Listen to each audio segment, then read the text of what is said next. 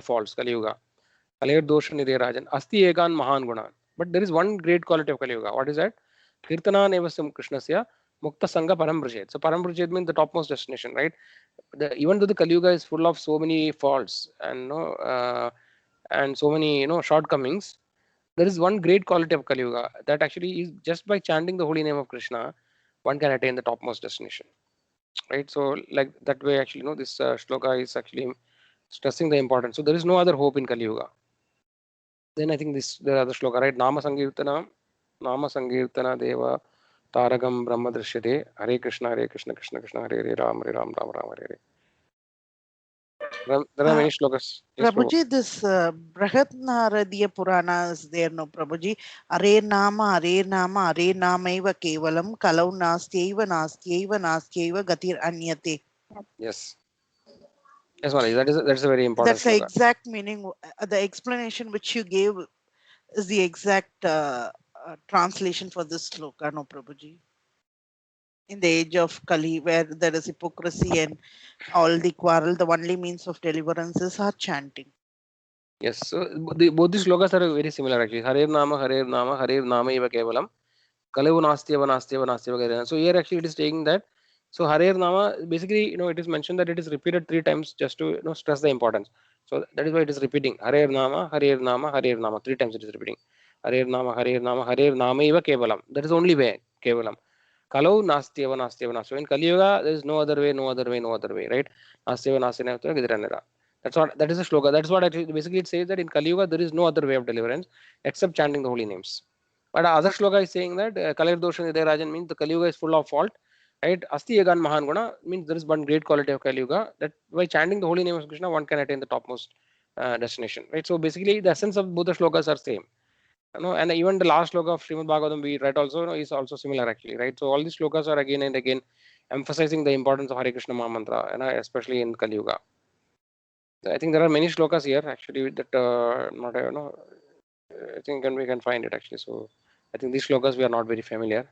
So I think this whatever we discuss itself is quite profound actually, right? To understand the importance of Hare Krishna Maha Mantra, right? Then there is another shloka which actually tells the different responsibilities or different dharma and different yuga, right? Kridaya Dhyayado Vishnu Tredayam Ajado Magai Dwapare Paricharyayam Kalavumudat Hari Kirtanat, which actually says that Kridaya Dhyayado Vishnu in the Krita Yuga, in Satya Yuga, Kridaya Dhyayado Vishnu. I mean, in Krita Yoga, the process of self-realization or spiritual emancipation is actually meditation, dhyana, right? Kridaya Dhyayado Vishnu. Meditation on Vishnu, right? This is the process in Treta Yoga, sorry, Kali Yuga, Satya Yuga. Krita Yuga is also known as Satya Yuga. Kridaya Dhyayado Vishnu. Tredayam Yajado Magai. Treta Yoga, the process is Yajya. Yajo means Yajya, doing fire sacrifice. Dwapari Paricharyayam. Paricharyayam means actually, taking care of the deities, temple worship. In Dwapara Yoga, the process of self-realization is actually deity worship. And Kalavata Hari Kirtanat. In Kali Yuga, the process is the Kirtan, chanting the holy names of the Lord, right? So like that actually. Then there is also one shloka, there are many shlokas like that. This Kritaya Dhyayadosha, similar to that, there is one more shloka is there, which actually says that all that benefit that you get by doing these things, meditation in Satya Yuga, chanting the etnas in Treta Yuga, temple worship in Dwapara Yuga, all those benefits can be attained in Kali Yuga simply by chanting the holy names of the Lord.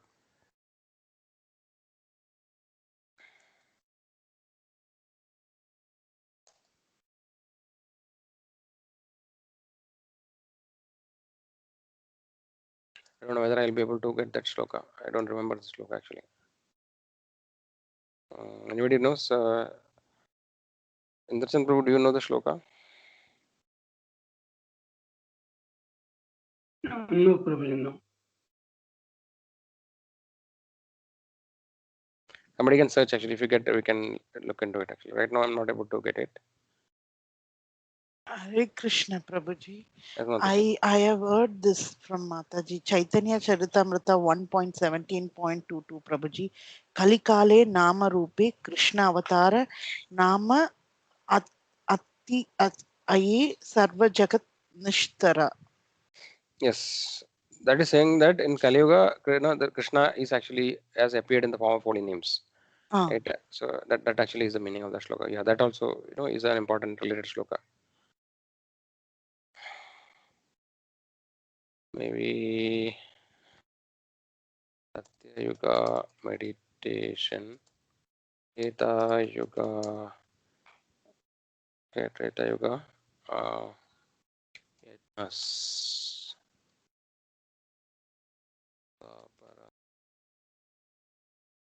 Worship. Yeah, this is the one. Hopefully, the shloka is there here. Whatever is achieved meditation at yoga by performance of Vedanath and Treta by worship of Krishna's lotus feet. Dabharaga. Whatever is achieved by meditation in Satya Yoga by performance of Vedana and Treta or by worship of Krishna's lotus feet in Dwapara Yoga is also obtained in age of Kali simply by chanting the glories of Krishna. Right? Whatever is a shloka. Yeah, unfortunately, it is not here. Actually, the reference is not given. Okay, maybe here. Go maybe. Chaitanya Charitamrita Madhyalila it is saying 2346, but I think that is not the direct reference. Yeah, so Dhyayan Krude Yadan Yadnes Vedayam Dwabare Archayan Yadapnodi Tadapnodi Kalau Sankirtanam Keshavam. So this is one shloka, but there is one so another shloka which is very much similar to this actually. So essentially, yeah, we have to just understand that the process for Kali Yuga is chanting of the holy names. It is categorically we can see it again and again in scriptures referenced. Okay. So I think we are all convinced about this topic, right? That this is the process which is required for chanting, and chanting is a process for Kali Yuga. Okay, anybody else want to add anything? Any other shloka? If you know, we can discuss. Otherwise, we'll move on to the discussion. Okay, so today's topic is a continuation of the chanting of the holy names. Actually, we have discussed this topic some time back. Mahabharata, right? Yeah, chanting of the holy names. This is 50. Now, lesson 51 is about Namabharat, chanting with offenses. So basically talking about the 3 stages of chanting. Okay, this is our topic today. So we can start the reading matter. Who would like to start?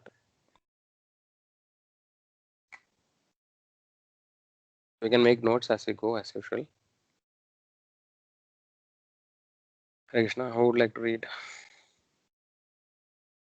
Hare Krishna, Prabhuji. Shall I Yes, start? Mataji. Yes, Hare Mataji. Okay. Nama Aparada, chanting with offenses.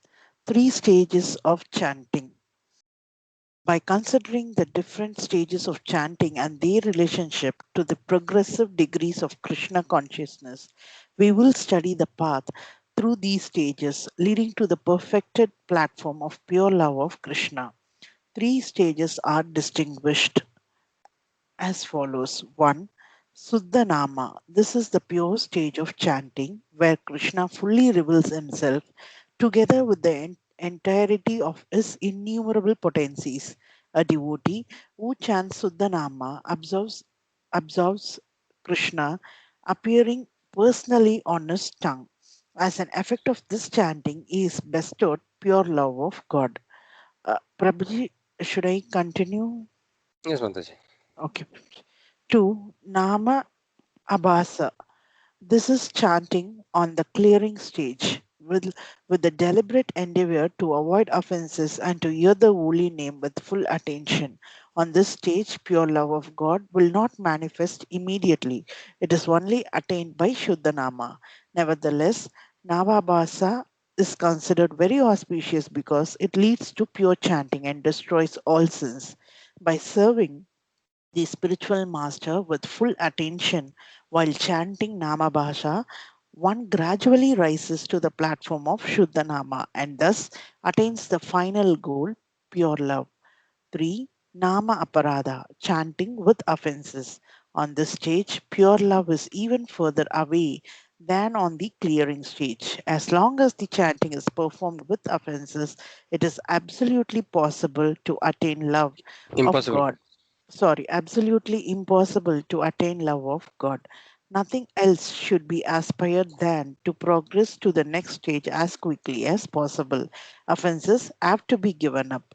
Extract from the stages of chanting, Nectarian Ocean of the Holy Name, page 38. Prabhuji? Yeah, we can check. Anybody else would like to read? Okay. What Hare is? Krishna,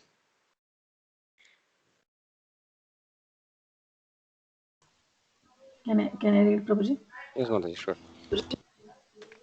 The root of all offenses. To be inattentive while chanting the holy name, Pramada. Bhaktivinoda Thakur states that inattention or distraction while One second, chanting. Mataji. I think one paragraph you left actually. So Okay, basically, sorry, you have to start Prabhuji. with by committing offenses against the holy Okay, name. sorry, Prabhuji. Yeah. Okay. Hare Krishna. By committing offenses against the holy name, we lose our taste for spiritual activities. We just do not feel any pleasure in hearing, chanting, and performing devotional service. We are like a person affected with high fever who finds it impossible to eat delicious food. Such a person, however, can be cured in due course of time by proper medicine and a suitable diet. Then the body will be able to eat the usual food again. Similarly, through continuous, long lasting spiritual practice, the devotee can nullify the consequences of nama paradas and regain his taste for the holy name.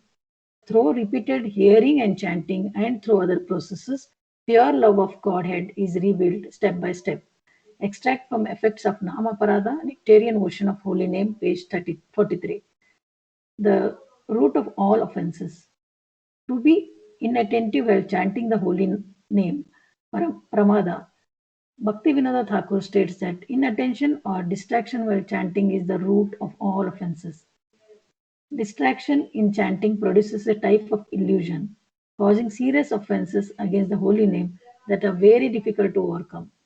This illusion leads to carving for wealth, women, position, success, and even cheating. When these attractions cover the heart, the neophyte gradually loses interest in chanting the holy name. One must take a constant effort to drive these thoughts away from the mind and diligently follow the rules of Vaishnava etiquette. This offense is said to be the root of all other offenses and anarthas. It is called pramada in Sanskrit. Literally, it means madness, for it is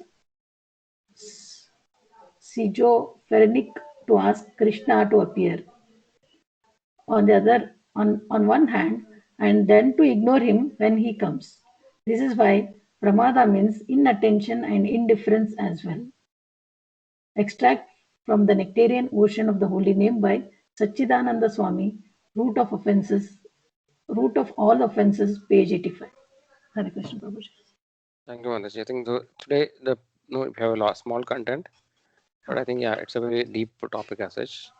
So this book is a good book actually, which is referred by Nectarian Ocean of Holy Name, by Sachinandan Swami. So his Prabhupada disciple, he has written this book actually. So there are many books on chanting. I think we should we can get those books and read regularly, and then also try to attend some. There are many sessions on how to improve the chanting, right? Because chanting is the basic thing. It's like our bread and butter, or it is a charging process, right, of our spiritual life.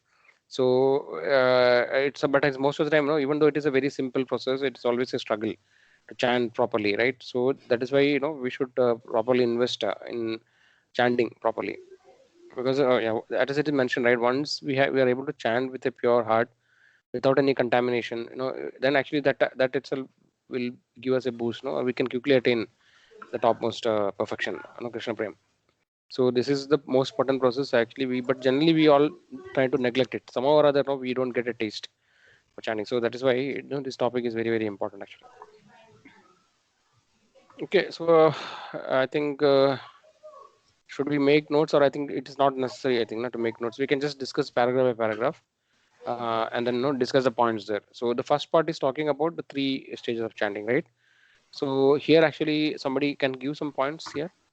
Just tell what you understood. Somebody can summarize, or one at a time actually. One person can tell about Shuddhanam. What do you mean by Shuddhanam? Stage of chanting.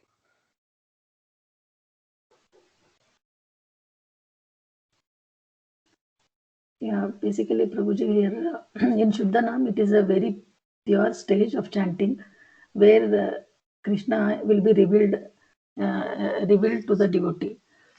So the for example, like in the Shuddha Nama stage, there will not at all even a kinch of offense uh, towards the holy name, and it will be like uh, where the chanting will be like samadhi kind.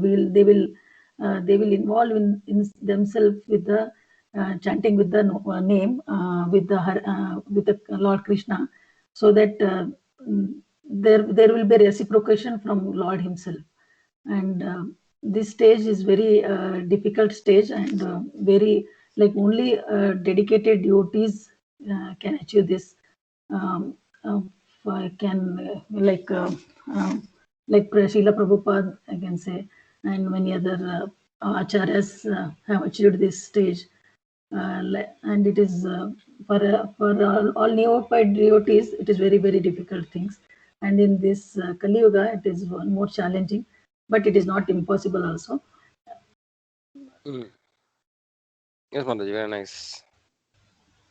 So it is not a difficult stage in that way. It is difficult to attain stage. Yeah. But if you are in that stage, you will be very happy always. Okay. Yeah. Yeah, to to reach the stage actually is very difficult, because that is a perfection stage. No, one gets Krishna prema in this stage actually. One who is chanting purely is in that stage. Yeah. Yeah. So any other comments or suggestion? So how do we identify somebody? Like one point Mataji already mentioned. How do you identify somebody who's in Shuddha Nama? Is it possible to recognize the person who's? What are some characteristics of this person from when we look at the person or from his behavior?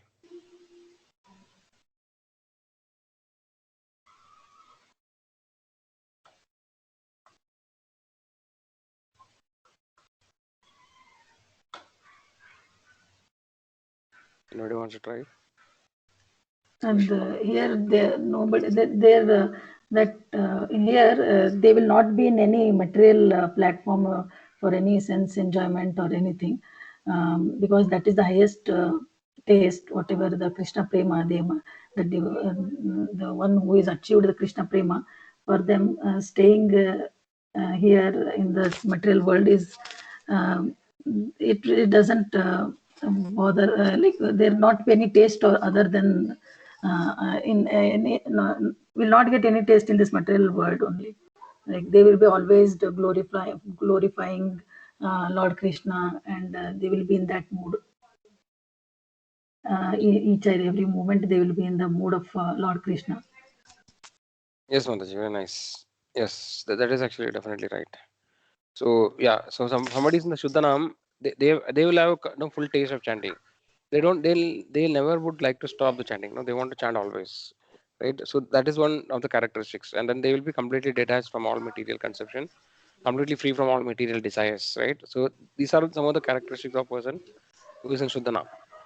Most important thing we can understand is that easy understand is that whether he is having ruchi in chanting, right? Whether he's always attached to chanting, he cannot give up chanting. So these are some other characteristics of the person in Shuddhanam. Okay, so what about Nama Bas? Who would like to tell about Nama Bas?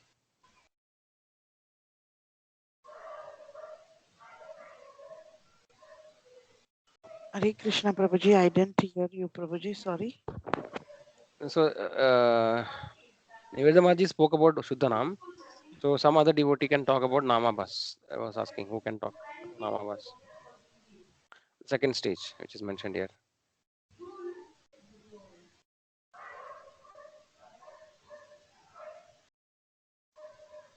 Shall I, Prabhuji? Yes, Mataji, sure. Yeah, Nama Bhasha stage is one stage earlier to the Suddha Nama stage, Prabhuji. Here, in this stage, the devotee tries to avoid all the offenses and starts hearing the holy name with full attention, Prabhuji. This is which doesn't happen very easily, Prabhuji, because attaining pure love of Lord only happens as we have seen in Suddhanama stage. So to attend that stage, this is a stage earlier to that stage, Prabhuji. So by serving to our spiritual master and by chanting with full faith and determination, gradually we will be able to reach Suddhanama stage, Prabhuji. Yes, Mataji. Hare Krishna, Prabhuji. Yeah, good.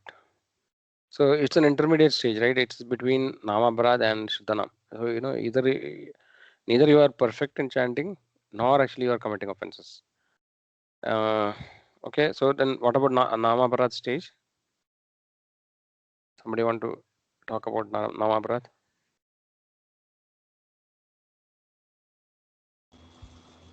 This is like a neophyte stage, Prabhu. So, Yes, bro. which we don't understand the glorification of chanting, so somebody may do without this one. So, with this, like it's a starting stage, we can say. So, with this, we have to regularly reduce all the offenses as it starts. So what is the difference between Namaparad and Namapa stage? There, we will somewhat we will reduce uh, like 10 offenses which we have, so it may reduce it in the second stage. Namaprada, it may continue. Okay. Okay, bro. Yeah, So so I would like to yes, bro. answer Prabhuji. So in Nama Aparad, there is a touch of some aspirations still in the mind of devotee who is chanting with the Nama Aparad, and that aspiration, he is chanting with some considering some benefit, maybe some material or maybe not a material, but there is some he is considering nama as I'm chanting with that will give me some benefit, Mm-hmm. but actually uh, the the we should not have any uh, expectation of be it material or non-material, because our ultimate goal is not even liberation. Our ultimate goal is pure love of God. So that is totally missing in the Nama Parat. But in some extent, the Nama Abbas, uh, the devotee is not having, to some extent he is not having that desire in his mind, that I'm chanting with uh, some expectation. Yes, bro. And Yes, bro. You're right, actually. So yes, somebody else would like to add more. Hare Difference Krishna, between Prabhuji. yeah. As Prabhuji said, this is a neophyte stage where they properly have no idea of offenses or nor faith or enthusiasm and chanting, but in Nama Bhasha sage they understand what is the importance of chanting and they try to avoid the offenses that are created, or to say they would more interestedly chant the Lord's name without looking out for mm, any needs or material needs, Prabhuji. Mm. Any benefit, right? No Yeah, benefit. any benefit. There they would be looking only for the love of the Lord. Where that is the stage where they already go in for a spiritual master and they look out for a spiritual master and they try to get into the stage, try to get to reach the pure love of the Lord. So they will have more understanding of the importance of Hare Krishna Mahamantra, Prabhuji. Mm. Yes, Mataji. So yeah, the spiritual master thing, no, it may or may not happen actually. So it is possible that somebody initiated also maybe in the Namaparada stage. So it all depends on how much how much you have made progress, right? So yeah, so in generally what you mentioned is right. So generally once you become initiated, you're already serious and no, you actually try to avoid offenses. That is true. Yes, so I think everybody is clear, right? What is the difference between the three stages? So no, to summarize, the Namavrata is actually the beginning stage. Somebody's just started chanting, and they may commit various offenses. We will see about 10 offenses in the next session, right? There are 10 offenses which are mentioned, which has to be avoided while chanting the holy names. So they will actually be committing the offenses. Maybe they are not aware of the offenses, or no, they even if they know, they are still not having full faith in the holy name. So they keep committing offenses, and they are in the beginning stage. Then Namabha stage is like, they are advanced, more advanced, where actually, they try to avoid offenses, as you devotees mentioned already, right? So in this stage, there is a, there is a deliberate endeavor and effort actually to, they're aware of the various offenses, and they try to avoid this committing these offenses, which are there. But nevertheless, they don't have much taste yet actually on, on spontaneous attraction or ruchi for chanting. It is not there. So they are actually kind of, striving to improve. They are actually chanting. And Suddhanam actually is the final stage where actually it's pure love of God, right? It's a very advanced stage, as mentioned. So one way you can sing, no, this is similar to like we have this, what is it called actually? That we have this neophyte, Madhyamadhikari and Uttamadhikari, right? What is the first one? Kanishtadhikari, right? Kanishtadhikari is actually kind of, this is a beginner, right? He probably, he can be mapped to this Namabhara stage, Kanishtadhikari. And Madhyamadhikari is actually, an advanced devotee, but actually still, he is not yet a pure devotee. He actually is well versed in scriptures and other things. So, like something similar in that stage, we can consider Namabhas. And Shuddhanam is for a Uttamadhikari. Uttamadhikari is a pure devotee of Lord. Oh, he's in the transcendental platform. He's above the modes of material nature. He will only be able to stand with a pure heart. In Shikshashtakam, Chaitanya Mahaprabhu mentions some of the conditions for a person to chant constantly the holy names of the Lord. Right? Anybody remember the shloka? Who can chant the holy names of the Lord constantly?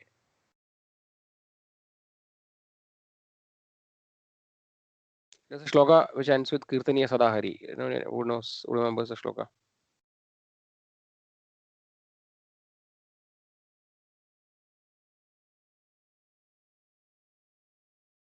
Krishna, able to hear devotees?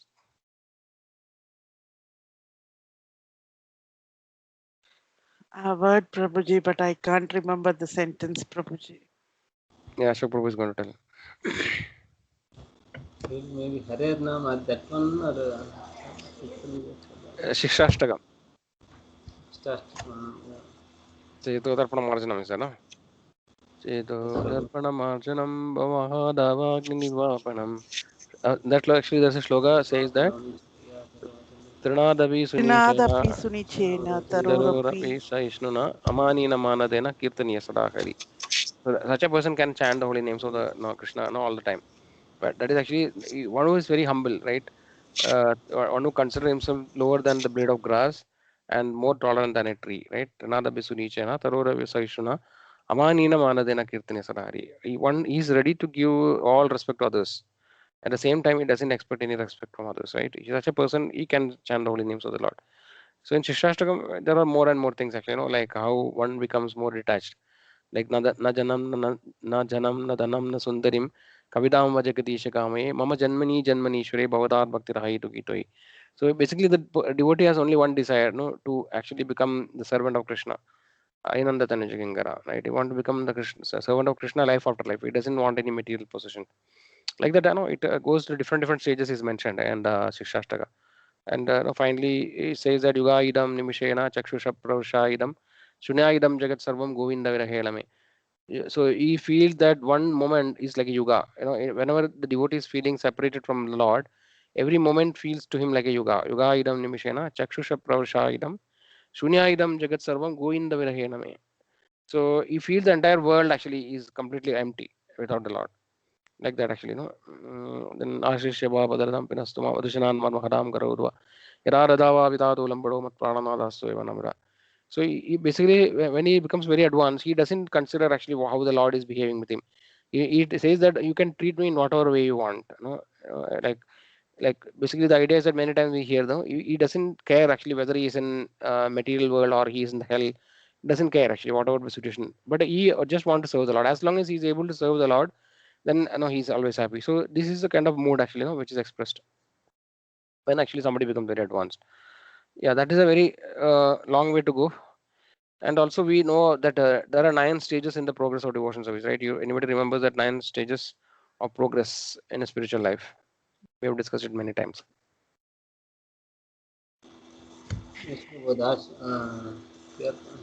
Smaranam, Kirtanam, Dashyam. Those are the 9 process of devotional service, but there are 9 stages of devotional service progress in devotional service.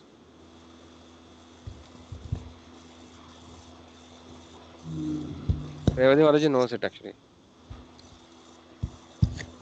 And the Nivedita Mataji, I think most of us knows about it. Indarchan Prabhu also knows. Yeah, I think it's Shraddha, Sadhu Sangha, Yes. Bhajana Kriya, Anartha Nivritti, Anartha. Nishta Ruchi. I don't remember. Next, I think Bhava is last. Yeah. But no, but last is Prema. Asakti, Bhava, Prema. Yes. Adav Shraddha, Tada Sadhu Sangha, Vachana Kriya, Anartha Nivritti, Nishta, Ruji, Asakti, Bhava, and Prema. Like that it goes actually. So this Prema is the topmost. Where actually Prema Pumarto Mahan, right? Puman. So actually the highest goal of human life is actually to attain Krishna Prema. That is the topmost. Just before Prema is coming the Bhava stage, right? Like that actually. So it starts with Shraddha, the Adav Shraddha, Tada Sadhu Sangha. Then actually, get attaining. First is having little faith. Then Sada Sadhu Sangha. Once he has little faith, he will start associating with devotees. Then Bhajana Kriya, he will start chanting and then to participate in Kirtan. Sada Sadhu Sangha, Bhajana Kriya. Anartha Nivritti. Nishta, Prabhuji. Next is Anartha Nivritti. So Anartha Nivritti is the most difficult stage to overcome. It is the most challenging round. Right? This part actually, most of the people get stuck there only. Anartha Nivritti. Anartha Nivritti is called the clearing stage. Basically getting rid of all the anarthas. So this is the stage where we get rid of all the attachments. See, as long as you have attached to something, then we can think that we are in the anartha nivritti stage. We are still having some attachment which we are not able to give up. And these anarthas are not easily understood. Unless until the Lord tests us, we will not know what anarthas we are having. We think that okay, I'm fine, I'm detached, I can manage everything. But suppose we get some situation, right? For example, we become like for example, somebody getting COVID, or we have to stay in the hospital. Some test comes, right? Then I think we'll really understand how much attached we are. Everything, all this theory will go away at the time. We'll not be able to really remember the Lord. Because we have so many attachments. We'll be worrying about so many things. What will happen to my family? What will happen to them? So, but generally, when everything is fine, we think that oh, I'm fully detached. I can manage everything. So, but it's very difficult to pass this anartha nivritti stage, clearing stage. Getting rid of all anarthas. Like, you should not be attached. We should not have any attachment actually to any material things. Okay, so this anartha nivritti stage takes very long time. We'll spend most of the life in anartha nivritti. After anartha nivritti, then I think it is fast. We can make progress fast. Then after that, Nishta comes, no? Like we will completely become determined and steady and fully dedicated in Krishna consciousness. We understand that this is the most important thing, and I am dedicated to the process of serving the Lord. Right? Nishta is coming. Then after that, Ruchi comes. So in Nishta stage, Ruchi may not be there actually. It is more by because of my conviction. I am determined that I'm trying to practice Krishna consciousness. I'm going to prioritize, and I'll try to spend most of the time in devotional service. But still, I may not have Ruchi. The next stage actually we start getting ruchi, the taste of devotion service, right? Bhakti rasa, that actually there's a mellow, and then that we start enjoying that rasa of devotion service, ruchi. Then after that asakti will come. Asakti is very very strong attachment actually. We cannot leave. No, we can't leave. Even if somebody tells us to leave, we will not leave it actually. That asakti. Then bhava and prema, which are the topmost. So yeah, so it's actually quite a long way to go, and then the time is very short, right? That is why we have to really don't neglect. Actually, we can see from many of the experience of other devotees, right? So many difficult situations devotees are going through. Sometimes we don't have much time to leave left. So we have to, and then we have to go. We have a long way to go. So that's why it is very very important that we should take it very seriously, not neglect at all. Anytime, every time, actually, we should try to focus on this most important aspect of life. Okay, anybody has any questions? Krishna Prabhuji. Yes, bro. I have one question that means chanting with bhava and means and like with and with offenses like so means what is only the bhava. Okay, I'm not sure whether I understood. So we have here actually we have three stages, no? Shuddhanam, Namabhas, and Namabharat. But other things, the stages are not directly, we cannot map it actually. So generally, somebody who's in Prema, Bhava, etc., maybe they are in the Shuddhanam stage, and it can be earlier also. These may not be directly linked actually, but definitely somebody is in Shraddha stage, he cannot be in Shuddhanam. That's true. But I'm not sure whether we can directly map these three stages and the 9 stages of progress. what exactly was the question, Prabhu Chetan Prabhu? I'm not sure whether I understood your question. So Prabhuji, like initially in the neophyte stage only, the means we'll be doing a namaprad, means like something Yeah. like means like Lord sees, means Lord doesn't see that this one you are doing namaprad or not, but he is doing in bhakti, like Mhm. is sincere and is doing the bhakti. So that can be, we can compare this with this one, Babaji. Like means is in the highest stage of mind, that is okay for us. Means like in the neophyte stage. That is my question, Babaji. Because Mm, saying that if we do the namaprad, then all, because in the I mean, in the starting stage we doesn't know this namaprad, and we actually in the bhakti stage, like means yeah, see, Lord may not take it very offensively. Let's say, yes, a neophyte devotee is chanting in Namamrad, Lord will not punish him or something. No, he will not condemn him. He actually will take any devotee who is trying to come to him. The Lord actually will guide. He will send him to some. No, he will send a devotee, a pure Vaishnava or devotee to help that particular devotee who is standing in the Namamrad stage. So yeah, it depends on the mood and mentality. And also we have seen that no, some anybody who's chanting the Hare Krishna Mahamantra, it is considered that he has already done so many pious activity in his previous life, right? He might have done all these things, so he's already advanced to some extent. That's why he's able to chant. But nevertheless, no, because of his ignorance or not having knowledge, he may commit offense. For example, somebody may chant very nicely, but he will blaspheme scriptures, other scriptures. He may, even actually blaspheming other religious scriptures also is considered as one of the offenses of the holy name. Like, if you are telling that like Bible actually is bogus, no, like it is not good, or no, saying that Quran is not good, that is also considered as namapara. So you may not understand what is offense and what is not offense, right? So nevertheless, so any of these, there are 10 offenses which are mentioned, which are, so if you are doing these offenses, like not respecting, for example, you are chanting very nicely, like concentration, everything, but actually you are offending other Vaishnavas. No, you are behaving badly with other Vaishnavas, trying to talk to them in a bad way or thinking them about bad way. So this is also considered, Lord doesn't like actually, where everybody is his devotee. So it may not be very obvious that no, you are actually committing an offense. Apparently you may look that he is innocent person, he is chanting nicely, but all these things, offenses, if you are doing, then actually it will actually, it will hamper your spiritual growth. So if the devotee is sincere in his heart, he actually gets association of devotees, and other devotees, these devotees tells, they'll come to know about these offenses, and then he will try to avoid it one if he's sincere, like that. oh, okay, Babaji. Means like because that devotee doesn't know that I am doing the offenses. If I am doing offenses, no, Babaji, I don't know that I am doing the offenses. So that other Vaishnava will come and help me, like that, Yes, Babaji. yes, Prabhu. See, that's what Prabhupada many times used to tell. See, not knowing the law is not an excuse, right? So that way you can tell that some of the people who are committing other sinful activities, they may say that I don't know that punishment will happen because I have not read the very scripture, I don't have any scriptural knowledge, I don't know that if I drink I will go to hell. But nevertheless, no, that is not an excuse that no, he doesn't know the law is excused. So ultimately, it depends that everything depends on our sincerity. How sincere are we in the heart? Because the Lord actually is there in everybody's heart as Paramatma, right? He is actually seeing all our activities.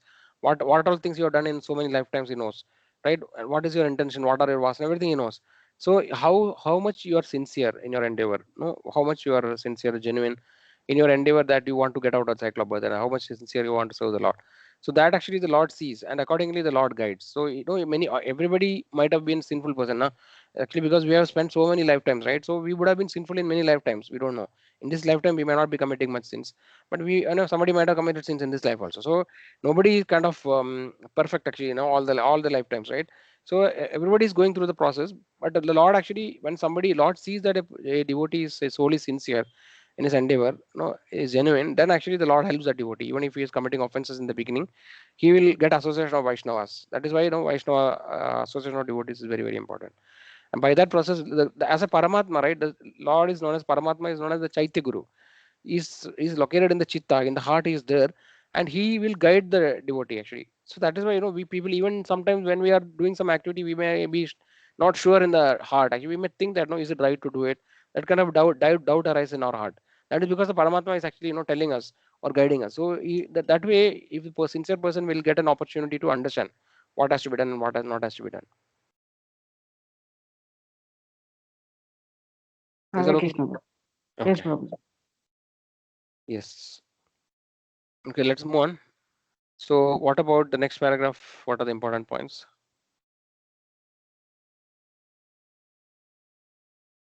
This one, right? So about what happens if you commit offenses? Somebody can summarize this. And there's an example also given here, right? To understand that situation.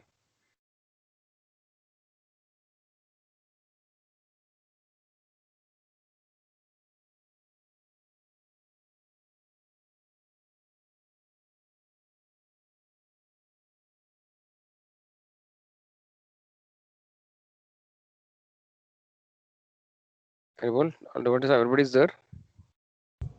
Yeah, Yes, Prabhuji. Okay. So Somebody can. basically we with committing these offenses we get mm, we lose the test in the spiritual path actually. uh, we don't get much pleasure hearing chanting and performing devotional services. We will our situation will be like the ill person who is suffered with fever and like jaundice like symptoms, as because we will not be able to uh, uh, get the real taste of the food.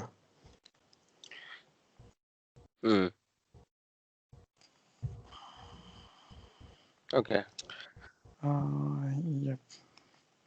Yeah, that is what is mentioned. So what is the understanding? So are we everybody understand the implication of what, what happens actually when we commit offenses against the holy name? So have anybody has any realization about this? So I think when we go advance more and more progress in spiritual life, then I think we'll get realization of this. Right? By knowingly or unknowingly, if you commit offenses, right, against the holy name, in this case it is mentioned against holy name. Even if you commit offense against Vaishnavas, right, then also your taste for devotional service will be lost.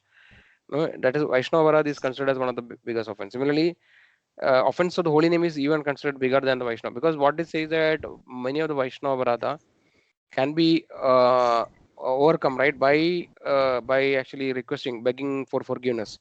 So if you commit an offense to Vaishnava, if you fall at the feet of the Vaishnava and beg for the mercy, and the Vaishnava forgives you, then I think no, you will be absolved from that offense. But it is told that, and then otherwise, another thing is chanting the holy name. Chanting is capable of destroying most of the offenses, other offenses. But if you commit offense to holy name itself, then there is no way to get out of it actually, because that is the only process. So we should actually, kind to avoid the offense against holy name, which is actually the most dangerous thing.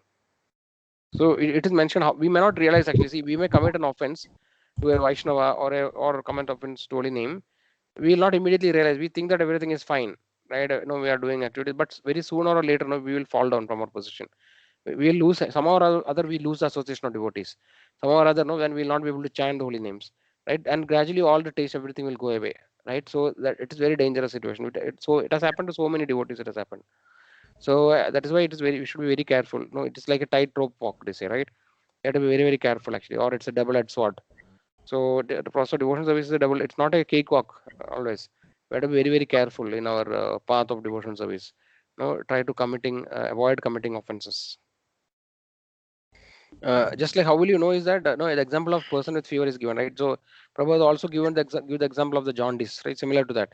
So when you have jaundice, or when you have fever, you don't have any appetite. You can't eat anything. So when you become offensive, then you will be like a fever person. No, you will not get any taste when doing devotional service, and soon will give up doing devotional service. So, but we may not realize that happening, right? So that is why it is very, very risky thing. Clear actually, devotees? Any question are there in this part? Yeah, so Prabhuji, one more to get rid of this thing. I think we have given a Panchatattva mantra only, right? So before starting the chanting rounds, we humbly pray to the Panchatattva to get rid of those offenses, right? Yes, Mahaprabhu. But just because we are just chanting the mantra mechanically, without actually having the mood of the mantra, may not always help actually. So definitely it will be better than not chanting it. Panchatattva mantra definitely helps us to minimize the offenses against holy name. But we should be always conscious what are the offenses, and we should try to avoid committing offenses also. It is not just like chanting, right? It's saying that chanting is a process of purifying our heart, right? But if you commit one of the 10 offenses of holy name is that committing offenses on the strength of holy names, that is an offense against the holy name, right? That actually thinking that I will do some offense today and then no, I will chant after that too, and then I will nullify the effect. So this is one of the 10 offenses of holy names. So similarly, our mentality and attitude to commit offenses, we should deliberately curb or check it. It should become free from that actually, so that we should stop. And then we should actually see, even if you try to stop deliberately, still our tendency and our vasana and conditioning, will still again drag us to committing offenses. So that is why so somebody sincerely endeavoring and he is chanting the Panchatattva mantra, then actually he will be protected against offenses. But it is not that we are in an offensive mood, always committing offense and then just chant the mantra or Panchatattva mantra. We may not actually, be absolved from the mentality, sinful mentality. But that is why it is, of course, correct. if you're Yeah. sincere, then if you chant Panchatattva mantra, that's always better actually. Our offenses will be minimized. Yeah, that's obvious, Prabhuji. I mean, if we know the aparadhas and we're still committing those aparadhas, so that will be more offense. Yeah.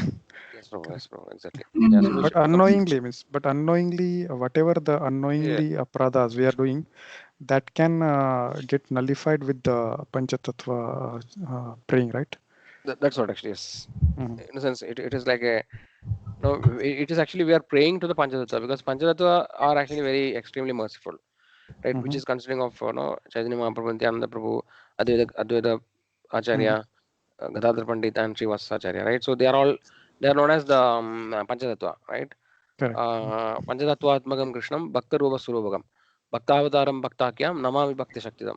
So they are actually different incarnations of Krishna, and they are extremely merciful. So we are praying to them that I am very sinful person, or I am not able to avoid committing offenses, right? Like that we are praying to them so that they being merciful, they actually understand the sincerity of the devotee, and then then we will be protected actually. That's the idea. Yes, Niveda Mataji, you are saying something. Prabhuji, like by the offensive chanting, one becomes faithless. Faithless. They will lose their convention about the glories of Krishna and Bhakti, and start associating with non-devotional, non-devotees, and with start thinking of non-devotional ideas and all. That and due to nama parada, ones get distracted, like they cultivate distraction and becomes more in pursuing material things, like making money and attaining degrees, and and slowly reducing the faith in Krishna and Krishna bhakti. So this like this nama parada, it will lead to some other path. Yes. Like that, and whatever you said, Vaishnava leading, it will once gain like pride, like they will become so pride and start defending, like disrespecting Vaishnavas and all, due to this pride and all. This nama prada may affect us like that. To better avoid it, and by seeking the Panchatattva mercy and blessings, we should try to avoid nama pradas. Yes, Mataji. Very nice. Yes. Correct. Okay, so we'll move on to the root of all offenses. So this part somebody can explain. One question, Prabhuji, like if this mind is deviating also, it is a nama prada. Yeah, that's what this particular point. This paragraph, if you read, you can understand that. We are discussing now that. So somebody can tell this. What is the essence of this particular paragraph?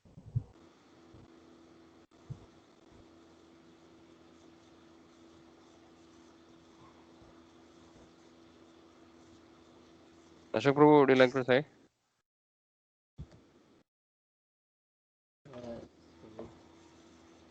Like as it is mentioning, it's while chanting intention means very like a dangerous phase. So we should avoid as much as possible and as little as possible.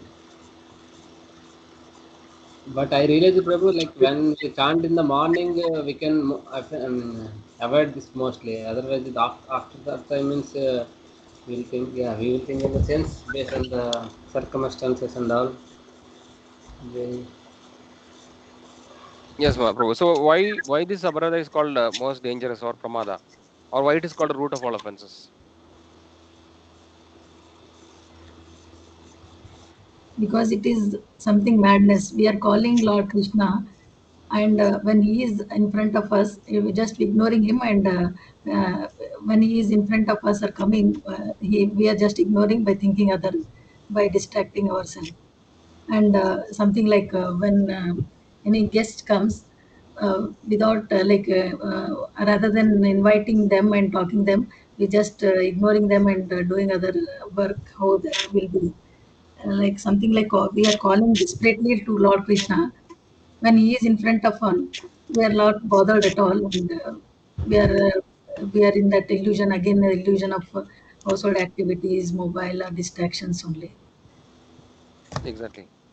So that is why, see, apparently it look very what you call harmless, right? I mean, I'm not committing any offense, right? Only thing is that I'm not able to focus on the holy name. I'm just standing and then I'm thinking some other things, right? Apparently I'm not doing any offense, but as Mataji just explained, right? This is the biggest offense because we discussed, right? What is the essence of Hare Krishna mantra? What are you praying when you're chanting Hare Krishna mantra? What is our prayer or what is the mood? What are we praying in Hare Krishna mantra? We have discussed it earlier. like we provide some service, give Yes. service to serve you better, Yes. Guru and Kaura. Revati Mataji, you want to add something? I think you were there in that session. Now we discussed what are we praying when you're chanting Hare Krishna mantra? What is that we are praying? Hare Krishna Prabhuji. When we are chanting Hare Krishna Maha Mantra, even asking for liberation is not needed. We only pray for the pure love of Lord. Hare is the energy of the Lord, and we are calling Krishna. Mhm. So what is And it? What is the prayer actually we discussed?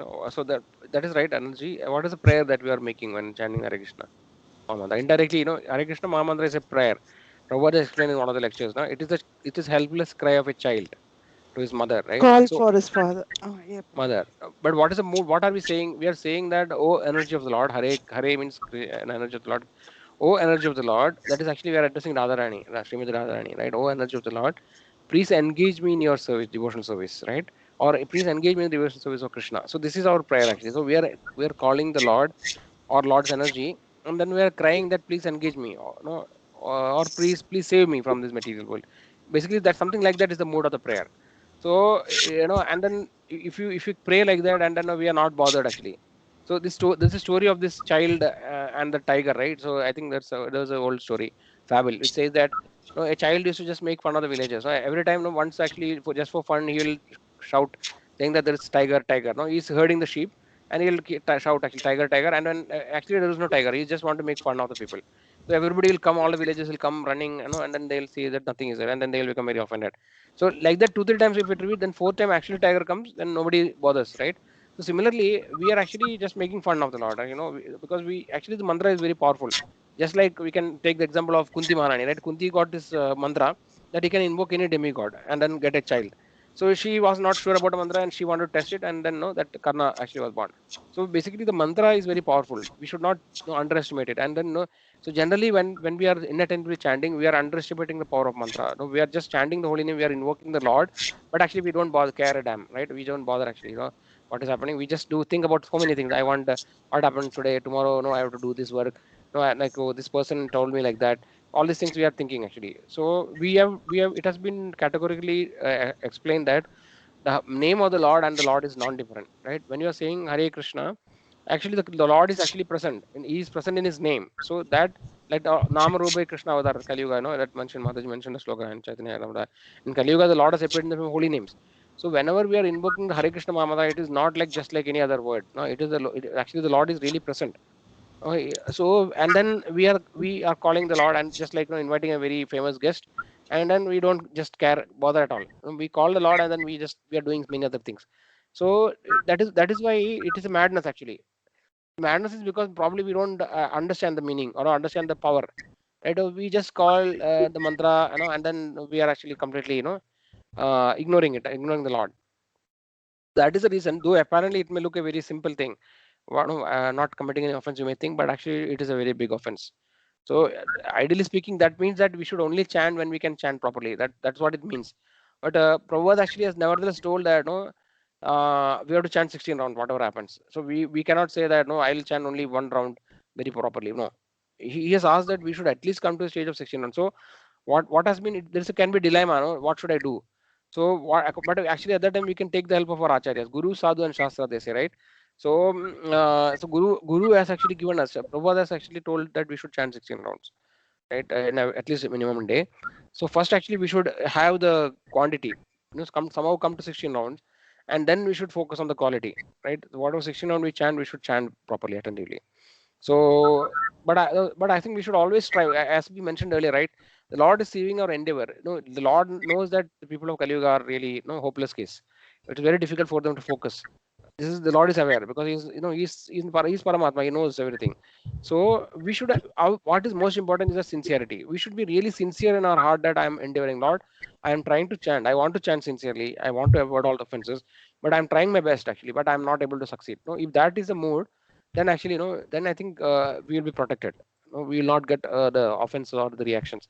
We should continuously endeavor to chant nicely. So some other things like Prabhuji mentioned, right? So simple things we can do is that select a time which is favorable. Brahma Muhurta or early morning is actually the mode of goodness. So we are all everybody will understand. Everybody has experience, and we can chant properly when we chant in the morning. And if you are not able to complete the rounds in the morning, then the whole day we cannot complete actually. Right? We will struggle throughout the day to complete the whole chanting. And also we cannot chant with proper attention at all. If you chant later in the day, because our mind is so much disturbed and corrupted, right? It will not allow. It will not focus on the Lord. Very very difficult to focus if you chant later in the day. So some other things are some we have to change our lifestyle so that things are favorable. So it is mentioned anukulasya, what is that, sankalpa pratikulasya vivarjana, right? So basically we have to take things which are favorable for Krishna consciousness, and avoid things are unfavorable. So this is an important decision we have to make in our life, that what are the situation which is favorable for me, right? And then utilize that opportunity. So that itself will help us a lot actually, like selecting a proper place and time for chanting. Then other things we already mentioned, like for example, chanting in front with devotees, or chanting in front of Tulsi Maharani, right? Chanting in front of altar. These all things will help us actually to focus more. Because Tulsi Maharani is a pure devotee of the Lord. Her presence. We are chanting in association of pure devotee, right? So that will actually purify our consciousness and mind. So that way we should continuously endeavor actually to in that direction to chant without offenses. Okay, devotees. So any other points to discuss?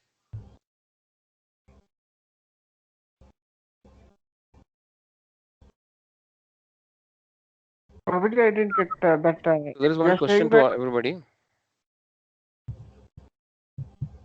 What do you think? Yes, Prabhu. Prabhuji, can you hear me? Yeah. So Prabhuji, like I didn't understand the last point, Prabhuji. You told that Prabhuji that means like mechanical chanting is okay, means like with deviation, but we need to achieve. But here it says that we need to focus and chant, no, Prabhuji. So which is correct? Like. Can you repeat the question, Prabhu? I think some part it was not audible. Prabhuji, what I'm saying is that Acharyas, you told no, Prabhuji, Acharyas said that we need to chant 16 rounds. We need to focus on the quality, quality then the quantity.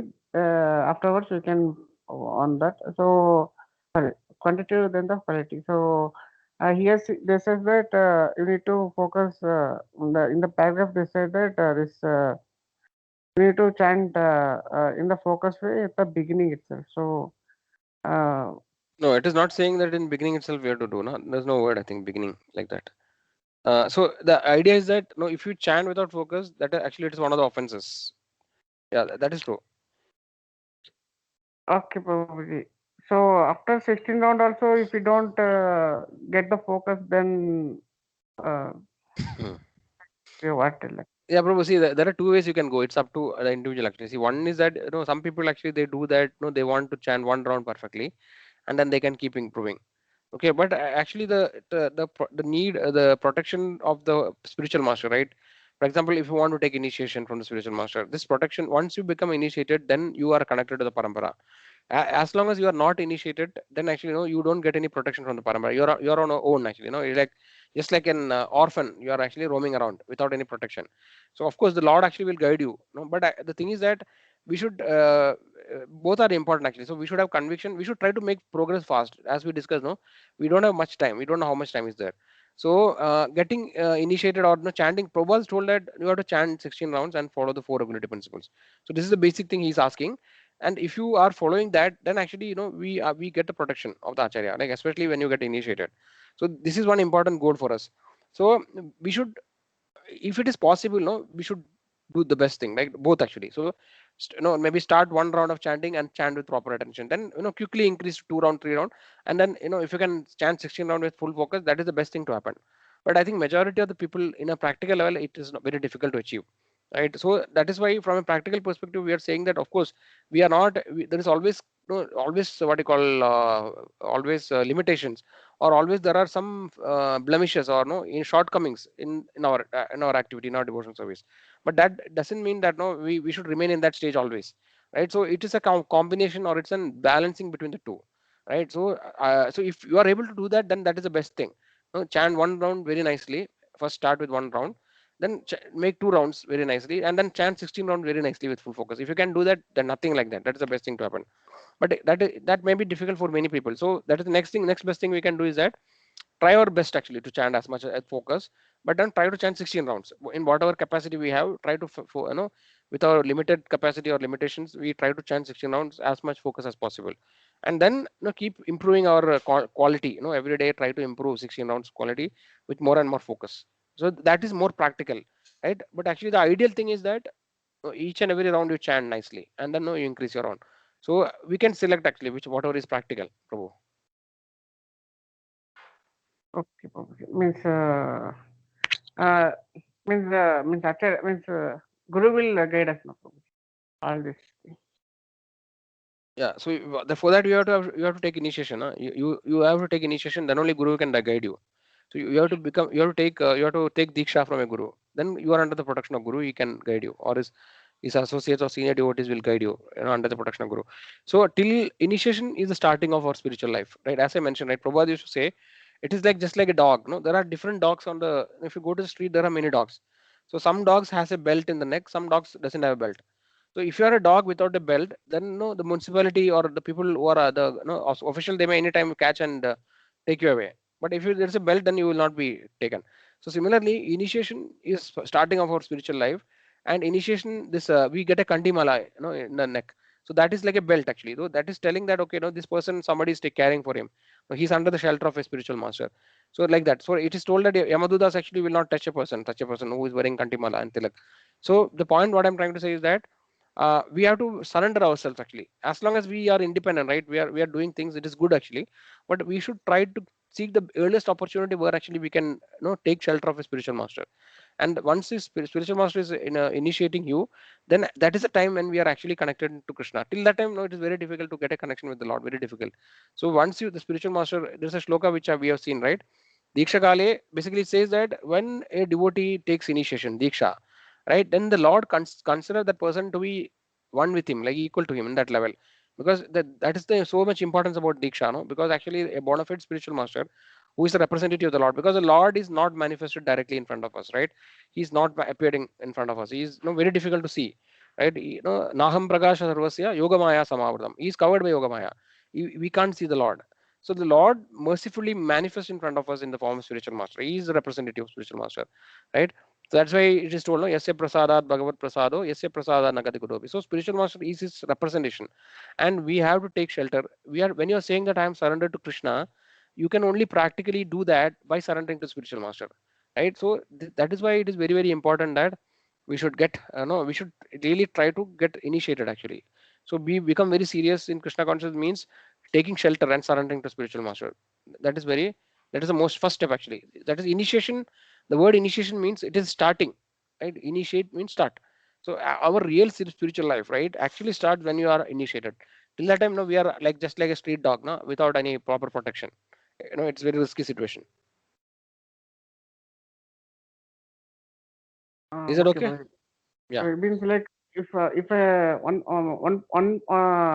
want to take one round of chanting, so the Bhakti Viksha leader will need to ask this one. What is the guidance like, Prabhuji? One round we have already in our SKBC, you might have seen. We have the Shiksha program every 3 months, I think. So we start with Shraddhavan, 1 round, then 4 rounds, 8 rounds, 12 rounds, 16 rounds, and no, and then after that the Guru Ashraya and Prabhupada Ashraya. Yeah, June 27th we have the next Shiksha. So if you are regularly chanting, no, like whichever Bhakti Visha you are connected more, that Bhakti Visha leader should know about your sadhana. How are you doing? Are you chanting regularly? So he knows, okay, if you are chanting 4 rounds for a quite some time period. So normally it started first 1 round. No, anybody can take 1 round. No, yeah, just saying that I'll chant 1 round, and from that day you can chant 1 round.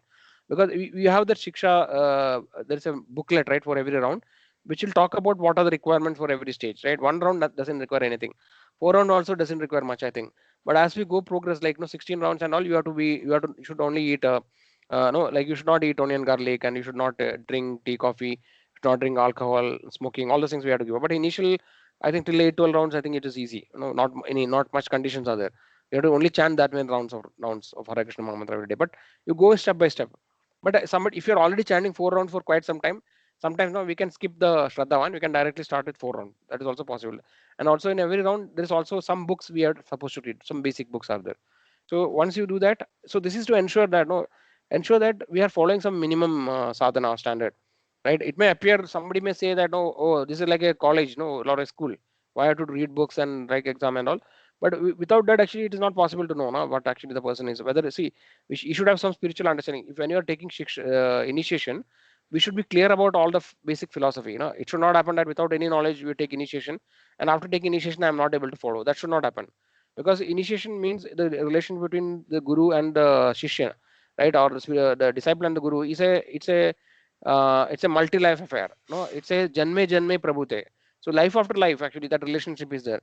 So the guru has to deliver the disciple, even if it takes for him to again come back, again take another birth. No? He has to do that. Actually, he cannot abandon the disciple. A sincere disciple, guru has to take birth again. He may have to take birth again next time, or after many lifetimes he'll have to keep take birth in to deliver this particular disciple. So it's a very serious relationship, right? So we have to be really convinced about the philosophy that I can serve this spiritual master even if it requires life after life. I can serve him. So that much conviction we have to come. So that is why we are no, we have to read books, some basic books. It is asked, no, we should understand the philosophy properly. So that is why it is a serious affair. So Shraddha 1, 4 rounds, 8 rounds, and all is very easy, Prabhu. Anybody can take. You have already taken Shiksha, na, Prabhu? Yes, Prabhuji. Till what round? Till 4 round. Yeah. So you can plan 8 round, Prabhu. How many rounds you chant nowadays? 4, Prabhuji. Max 4. Yeah. If you can make your mind commit to 8 rounds, then actually you can write the paper for 8 round, and we have some more days now, around 15-20 days are there, and then you can go fast, actually, because we don't know, as I mentioned, right, life is short. So we should don't delay and try to move as fast as possible, so that we can come to 16 rounds, and then after that we can take Diksha. So we should be our high priority, actually, the how to make progress in our spiritual life. Yeah, think about it, Prabhu, and then try to take the opportunity. Our Sushil Prabhu also has taken. Sushil Prabhu, how many rounds you have taken?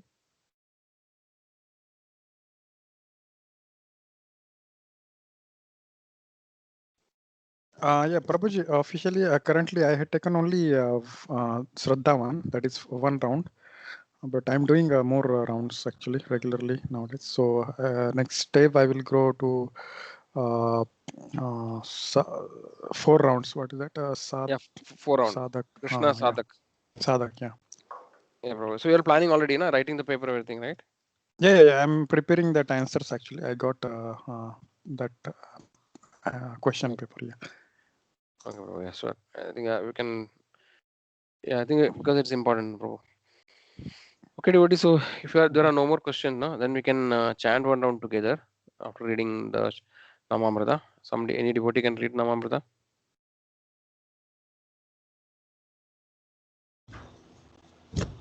read, Prabhu. Yes. Sri Namamrita. A disciple who lacks faith in his spiritual master or who acts independently from him cannot attain success in chanting Hare Krishna. It appears from the talks of Lord Chaitanya that a person who cannot keep his faith in the words of spiritual master and who acts independently cannot attain the desired success in chanting Hare Krishna. In the Vedic literature, it is stated that the import of all transcendental literature revealed to one who has an unflinching faith in the Supreme Lord and his spiritual master. Lord Chaitanya firmly believed in the statements of spiritual master, and he never neglected the instructions of his spiritual master by stopping his Sankirtana movement. Thus, the transcendental potency of the holy name encouraged him more and more in chanting the Hare Krishna, the Mahamantra. Teachings of Lord Chaitanya, chapter 19. Thank you, Prabhu. So we can chant one round. So yeah, this is an important point actually. We discussed a little bit. So see, taking initiation or diksha means no complete surrender to spiritual master. So only when you are convinced that we can do that, we should take initiation. That is very important. We cannot take initiation and after that no neglect the orders of spiritual master. That's not possible. So because because the spiritual master is the medium by which actually we can attain the perfection. So we should be ready to follow the instruction of spiritual master and should have complete faith in his instructions. There's a slogan that yasya deve para bhakti yada deve tada guru. Yeah, so basically that is what that sloka is mentioned here actually. One who may not be, one may be a complete illiterate, but actually if he's having complete faith in the spiritual master, yasya deve what is it sloka? Yasya deve para bhaktir yada deve tada guru, right? So basically, even if he's a complete illiterate, but if he's having complete faith in spiritual master and he follows his instruction, then all the purports or imports of Vedic scriptures are automatically revealed to him. He doesn't have to read the Vedic scriptures. Automatically, that essence of knowledge will automatically come to him. So that is the power of the spiritual master and having faith in him. Okay, let's chant one round together. We can also remember all the devotees, who are still suffering from diseases. Yes. Prabhuji, this means still coming to this one, Prabhuji, till Diksha. Can we take Bhaktivedanta leader as a spiritual master? Because There are to yeah, bro. So basically, there are different kinds of spiritual masters. Like for example, there is something called a Diksha Guru. Okay, the Diksha Guru is a person who is initiating the disciple. That is actually the formal relationship which we discussed, right? Whatever I discuss is about a Diksha Guru. One person, person can have only one Diksha Guru. He is the initiating spiritual master. Then there are many other gurus actually. Like for example, another guru is the Shiksha Guru. Shiksha Guru is the instructing spiritual master. Okay, so generally he also is a qualified Vaishnava, no, who is an advanced Vaishnava, like my Madhyamadhikari stage, who actually is no, that you can take instruction from him, no, but you are not taking diksha from him. You are taking instruction from him, no, or you are taking guidance from that spiritual master. And then there is something called Vartma Prataksha Guru, who actually is a person who brings you to Krishna consciousness, who showed you the way first time, no, who brought you to Krishna consciousness. He is showing you the way. So Vartma Prataksha Guru. So a Bhakti Vishal leader can be, can be either a Vartama Prataksha Guru or he can be Shiksha Guru. So yeah, basically, you can actually, it is not a very formal relationship. Now you are taking instructions or you're taking guidance from a Bhakti Vishal leader. That actually, this Bhakti Vishal leader is acting as a representative of the spiritual master. The Bhakti Vishal leader, let's say if he's an initiated person, he is acting, he cannot like just we saw, right? He can never act independently. He acts as according to the instructions of his spiritual master, which actually is the instruction of Srila Prabhupada, right, and other acharyas. Nobody can deviate from the path. So they are all acting under the authority of the previous acharya. And a person who is not taken initiation, he can take guidance from a Bhakti Vishal leader. Prabhu. You don't have to call that as a formal guru or something, but informally we can take guidance and instruction. There is no need of complete surrender, but no, but it is expected at least that